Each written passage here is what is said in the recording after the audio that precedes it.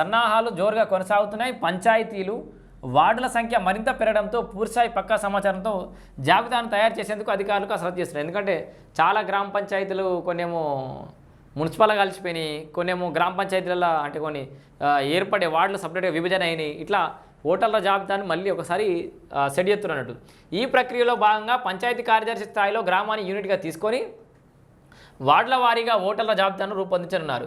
గతంలో పంచాయతీ ఎన్నికల కోసం ఓటర్ల జాబితాను తయారు చేసి నేరుగా ఎంపీడీఓ లాగిన్ ద్వారా టీపోల్ సాఫ్ట్వేర్లో చేర్చారు. అయితే ఇప్పుడు రాష్ట్రంలో కొత్త గ్రామ పంచాయతీలు వార్డుల సంఖ్య పెంచాలని సర్కారుకు పెద్ద ఎత్తున వినతులు రావడంతో అందుకు అనుగుణంగా మార్పులు చేయాలని నిర్ణయించారు. దీంతో గ్రామాలు వార్డులో ఓటర్ల సంఖ్య గణనీయంగా పెరిగే అవకాశం అయితే ఉంది. మొత్తానికి ఓటర్ల సంఖ్య పెరుగుతోంది, బ్యాలెట్ పేపర్లు, స్ట్రాంగ్ రూమ్లు అన్నీ కూడా సిద్ధమైపోతున్నాయి.